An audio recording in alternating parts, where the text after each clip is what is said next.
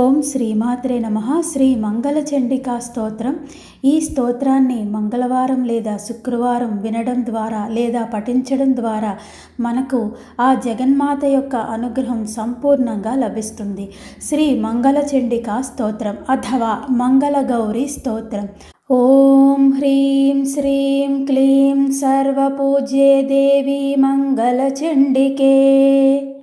ऐं क्रूं फट् स्वाहेत्येवं चाप्येकविंशाक्षरो मनुः पूज्यः कल्पतरुश्चैव भक्तानां सर्वकामदः दशलक्षजपेनैव मन्त्रसिद्धिर्भवेन्नृणाम् मन्त्रसिद्धिर्भवेद्यस्य स विष्णुः सर्वकामदः ध्यानं च श्रूयतां ब्रह्मान् वेदोक्तं सर्वसम्मतम् देवी षोडशवर्षीयां रम्यां सुस्थिरयौवनां सर्वरूपगुणाढ्यां च कोमलाङ्गीं मनोहरां श्वेतचम्पकवर्णाभां चन्द्रकोटिसमप्रभां वह्निशुद्धां शुकाधानं रत्नभूषणभूषितां बिभ्रतीं कबरीभारं मल्लिकामाल्यभूषितं बिम्बोष्टिं सुदतिं शुद्धां शरत्पद्मनिभाननाम्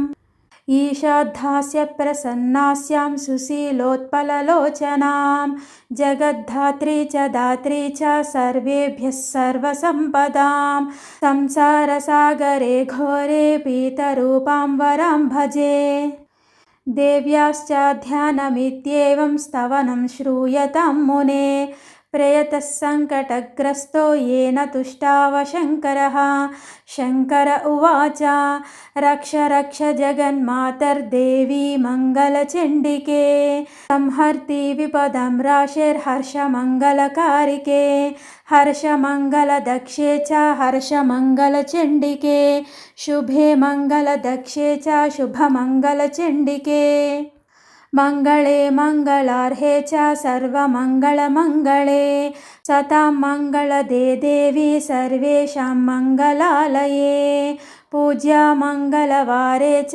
मङ्गलाभीष्टदैवते पूज्ये मङ्गलभूपस्य मनुवंशस्य सन्ततं मङ्गलाधिष्ठातृता देवी मङ्गलानां च मङ्गले संसारमङ्गलाधारे मोक्षमङ्गलदायिनी सारे च मङ्गलाधारे पारे त्वं सर्वकर्मणां प्रतिमङ्गलवारे च पूज्ये त्वं मङ्गलप्रदे स्तोत्रेणानेन शम्भुश्च स्तुत्वा मङ्गलचण्डिकां प्रतिमङ्गलवारे च पूजां कृत्वा गतः शिवः देव्यश्च मङ्गलस्तोत्रं यः शृणोति समाहितः तन्मङ्गलं भवेच्चस्वन्न भवेत् तदमङ्गलम् प्रथमे पूजिता देवी शम्भुना सर्वमङ्गला द्वितीये पूजिता देवी मङ्गलेन ग्रहेण च तृतीये पूजिता भद्रा मङ्गलेन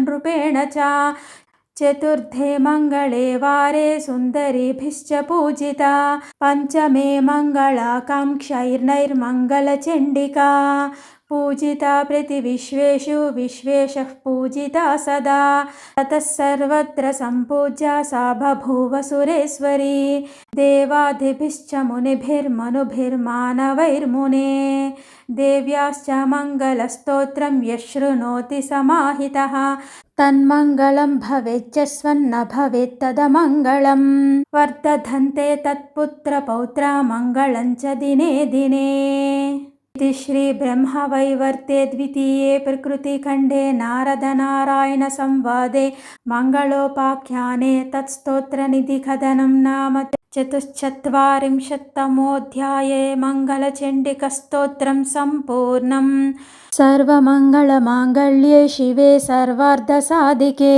शरण्ये त्र्यम्बिके गौरी नारायणि नमोऽस्तुते. ओम श्रीमात्रे नमः. जय कामाक्षी. ओम श्रीमात्रे नमः. ఈ మంగళ చండికా స్తోత్రం మంగళవారం లేదా శుక్రవారం వినడం లేక పఠించడం ద్వారా ఆ కామాక్షి తల్లి యొక్క అనుగ్రహం సంపూర్ణంగా మనకి లభించడమే కాకుండా ఆ తల్లి మనం ఏ కార్యాలు తలపెట్టినా మంగళప్రదంగా జరిగేలా చూస్తుంది. మన దాకా ఈ స్తోత్రం చేరిందంటే ఆ జగన్మాత యొక్క అనుగ్రహం సంపూర్ణంగా మనకి లభించినట్లే. కాబట్టి మంగళవారం శుక్రవారం వీలైతే పఠించడం లేదా వినడం తప్పకుండా చేద్దాం. జై కామాక్షి. ఓం శ్రీ మాత్రే నమః.